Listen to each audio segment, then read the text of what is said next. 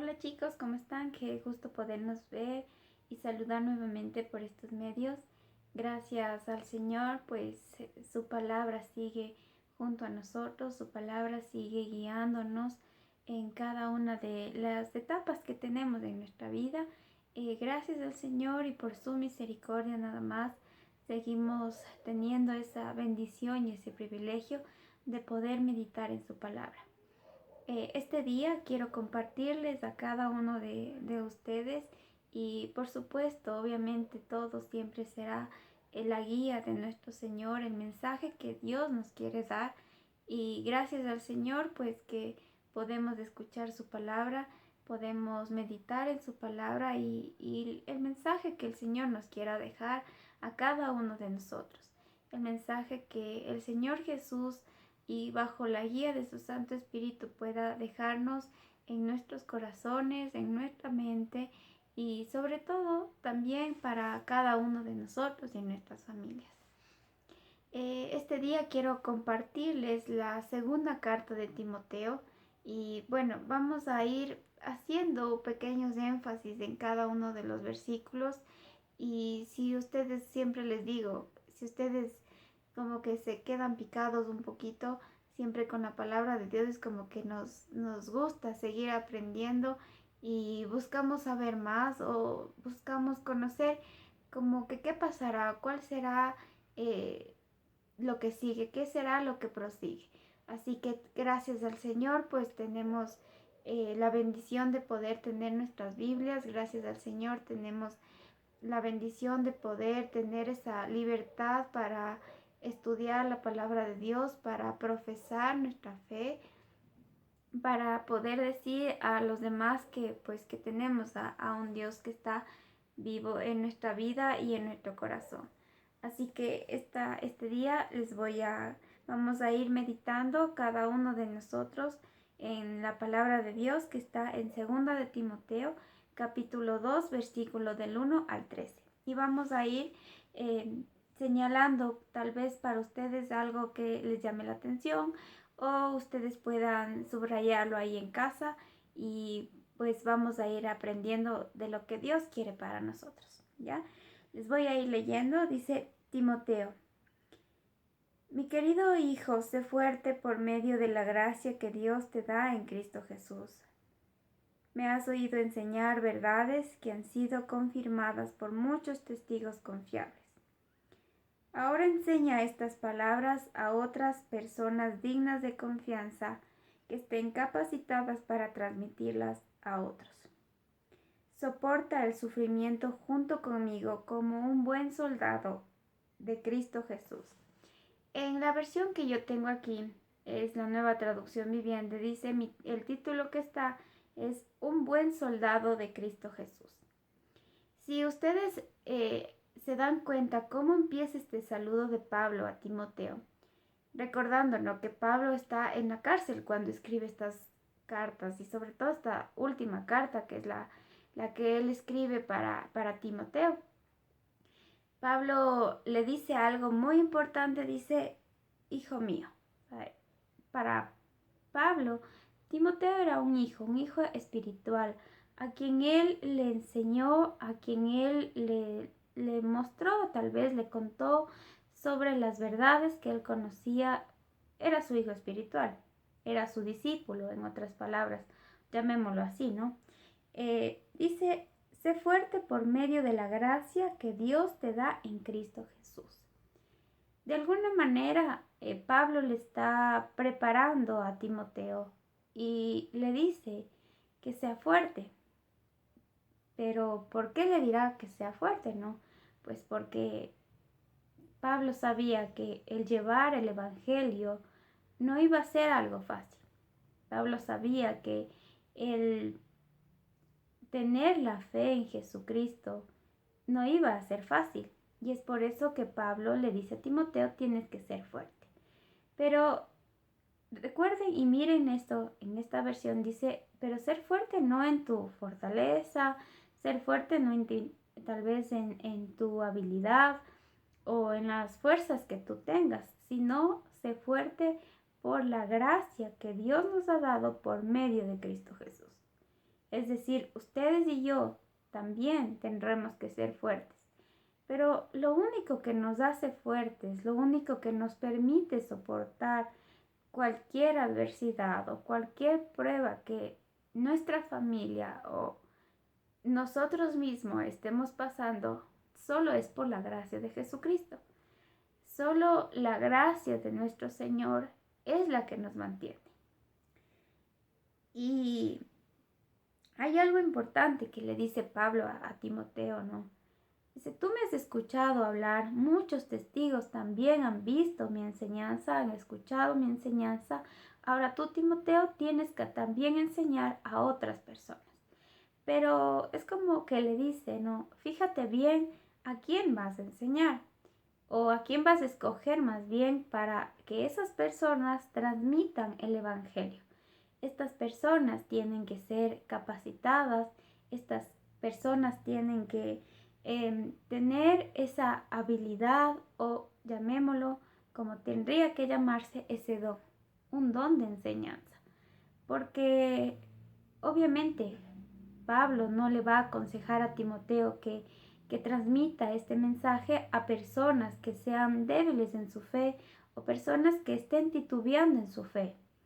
Pablo le dice a Timoteo, escoge bien, escoge personas que estén totalmente capacitadas, que tengan esa capacidad de analizar, de interpretar adecuadamente y correctamente la palabra de Dios para que ellos sean los encargados de transmitirla a otros creyentes. Y gracias a eso, el Evangelio también ha llegado a su familia y también a mi familia. Y el versículo 4 dice, soporta el sufrimiento junto conmigo como un buen soldado de Cristo Jesús. Le pondrá soldado, ¿por qué? Pues obviamente, ¿no? Los soldados, en nuestro tiempo, los soldados tal vez no se enfrentan ya tanto en nuestro país, sobre todo, no ha habido tantos enfrentamientos, pero antiguamente los soldados se enfrentaban constantemente, siempre estaban en batallas, siempre estaban en disputa tal vez de poderes o de regiones o de territorios, estaban constantemente los soldados tenían que ser personas que tal vez bien preparadas no solo de mente, sino también preparadas obviamente físicamente.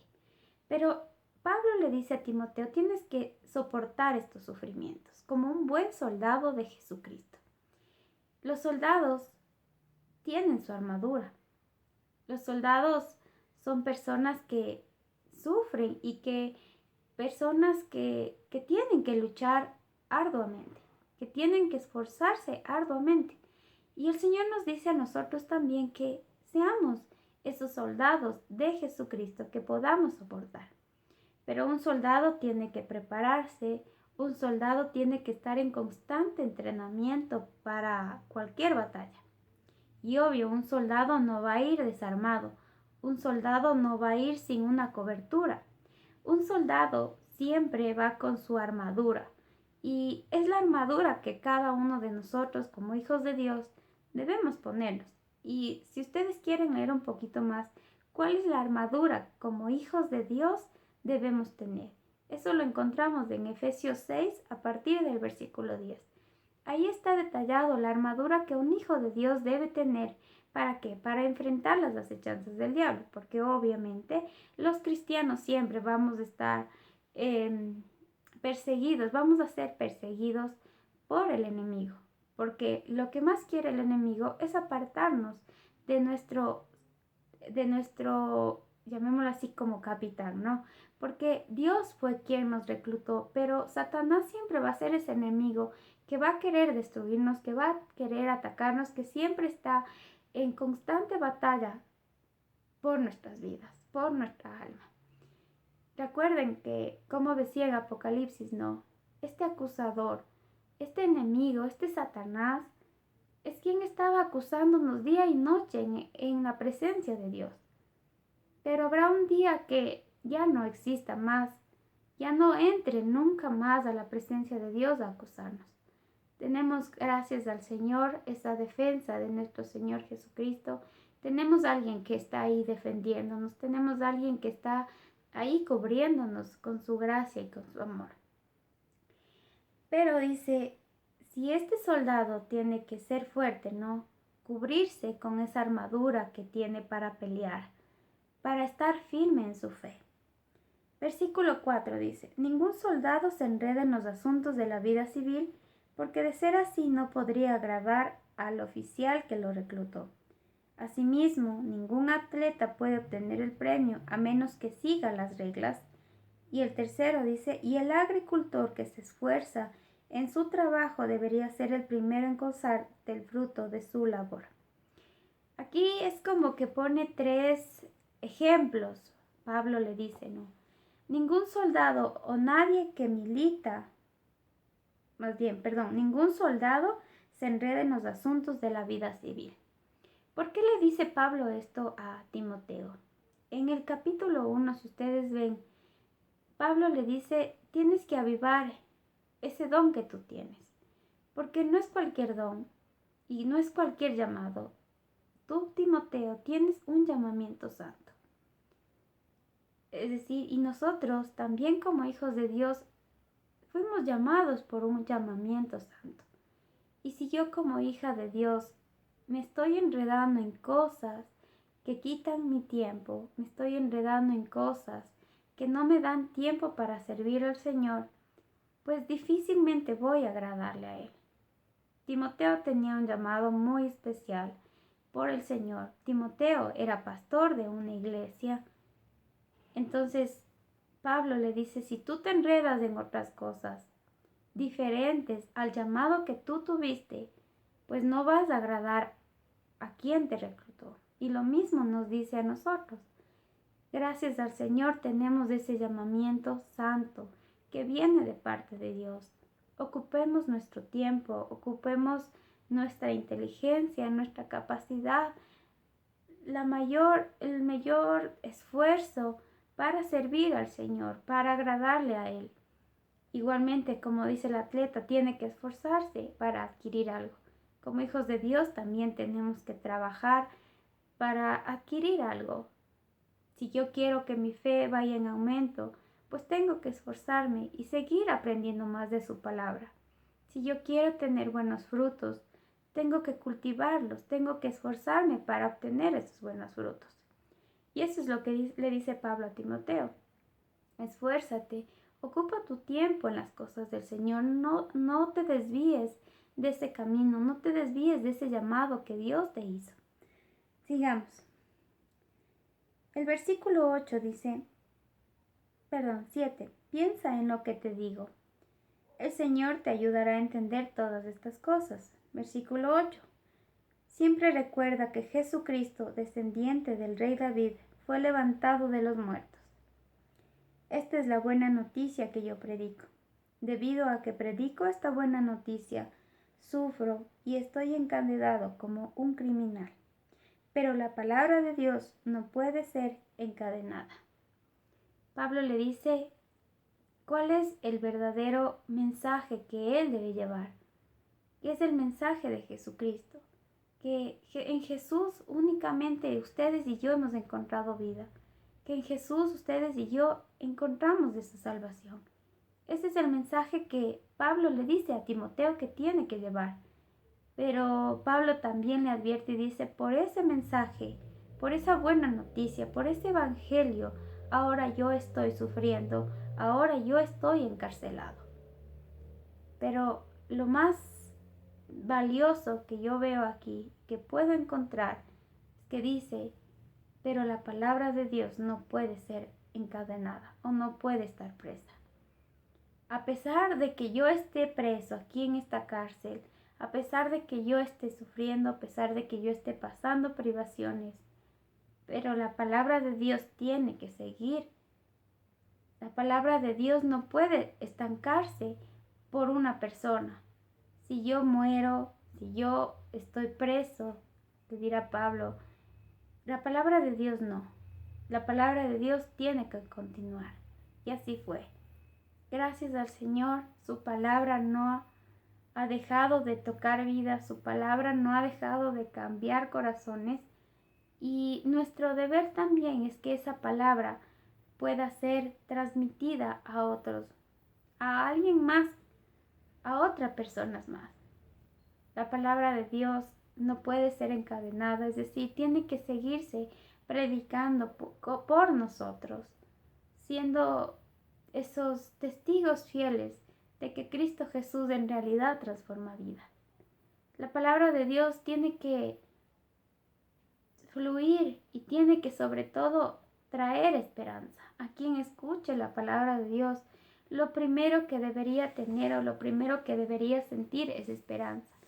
Esperanza de que hay una vida después de lo que estamos ahora. Esperanza de que en algún momento mis lágrimas serán quitadas, mi dolor será totalmente quitado, pero únicamente por ese mensaje que Pablo dijo, la buena noticia, la gracia de Dios, la vida que Jesucristo nos ofrece a cada uno de nosotros. La palabra de Dios trae esa esperanza y lo encontramos aquí en la Biblia. Por eso sigamos leyendo su palabra, por eso sigamos aprendiendo más de Él, para que cuando alguien nos pregunte sobre nuestra fe, nosotros podamos tener argumentos válidos, como le decía. Versículo 10 dice, por eso estoy dispuesto a soportar cualquier cosa si ésta traerá salvación y gloria eterna en Cristo Jesús a los que Dios ha elegido. La siguiente declaración es digna de confianza y esto es maravilloso en realidad. Si morimos con Él, también viviremos con Él. Si soportamos privaciones, reinaremos con Él. Si lo negamos, Él nos negará. Si somos infieles, Él permanece fiel, pues Él no puede negar quién es. Esta es la esperanza que Pablo predicaba. Y esa misma esperanza nosotros tenemos que predicarla. Si yo muero ahora, sé que viviré con el Señor. Si yo ahora estoy pasando por privaciones, si yo ahora estoy pasando tal vez alguna persecución, llamémoslo así, ¿no? O si ahora yo estoy pasando por alguna adversidad o por alguna prueba que no entendemos por qué es, o por qué sucede, o por qué mi familia, recordemos estas palabras. Viviremos con Él y reinaremos con Él. Si yo soy infiel, dice el Señor, permanece fiel.